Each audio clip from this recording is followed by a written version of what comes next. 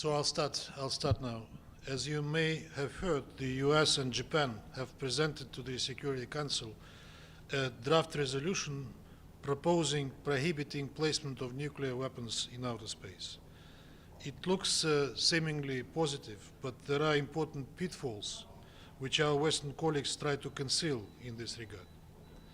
I will try to expose these pitfalls so that no one has any illusions about true colors of this sly and misleading initiative.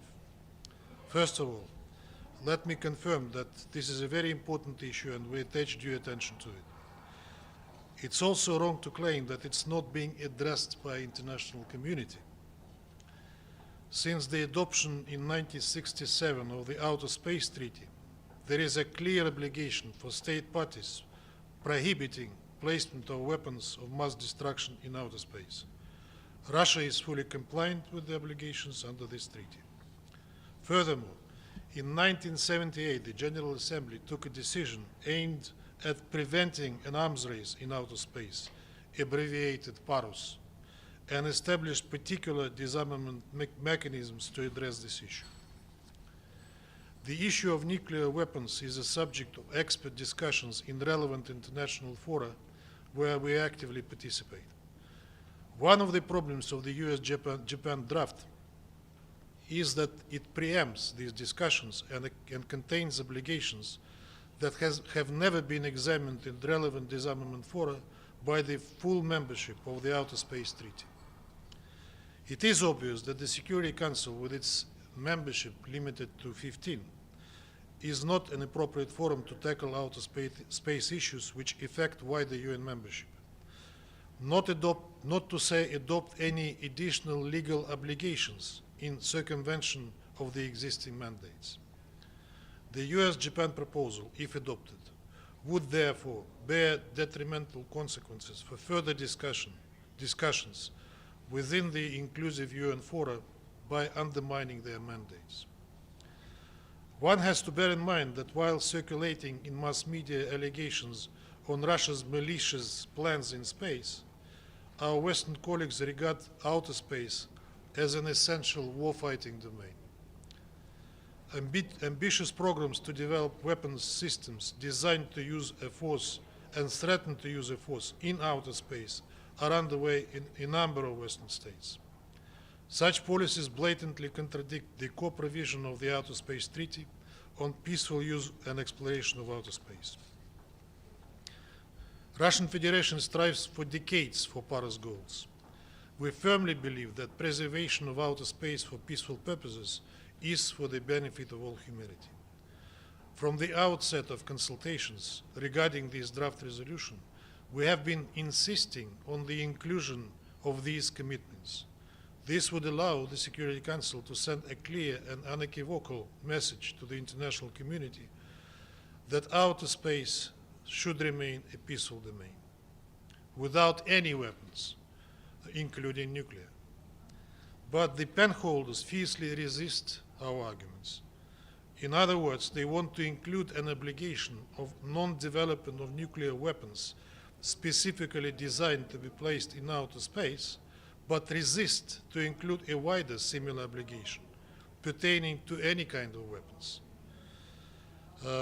They resist and decline our amendments aimed at prohibiting any kind of weapons in outer space. Don't you think it is strange? Ask our US and Japanese colleagues why they behave in such a way. For us, the answer is clear. The only aim of the draft is to politicize the issue, support baseless US allegations against Russia, and to try to put us in an awkward position. After using 4 vetoes to shield Israel from any responsibility for Gaza massacre and to give it green light for any further operations, US badly needs this. They also want to avoid any obligations that would prevent them from doing what they are doing now, developing weapons systems that can be placed in outer space. Make no mistake here, as they say.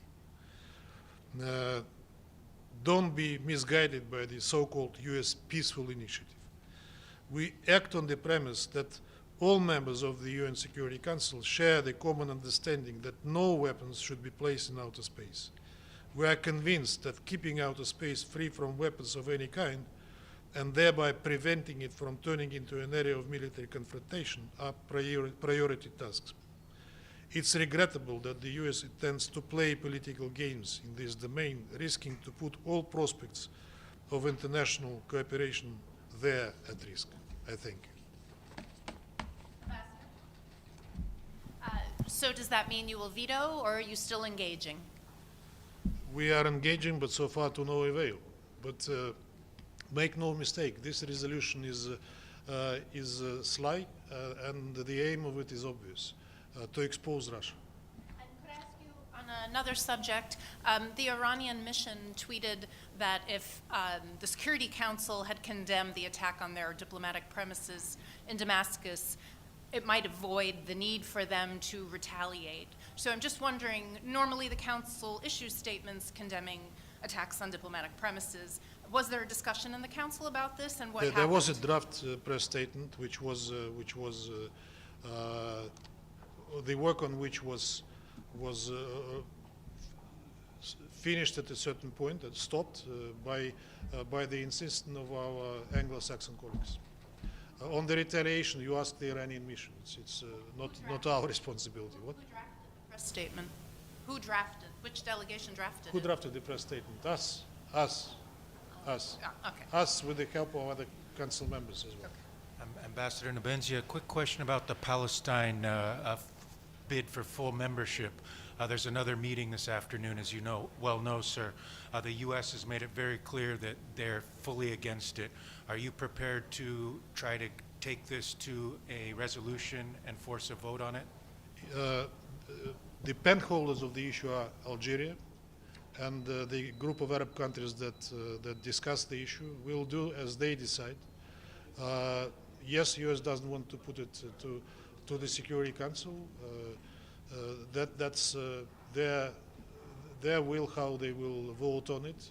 Let them demonstrate to the world how they do. But I think that the majority of the Council members would like to see the resolution being put to the Security Council. We had already one meeting of the so-called admission committee, which didn't bring anything new compared to what it has come to in 2011. And I don't think that today's meeting will bring anything fresh either.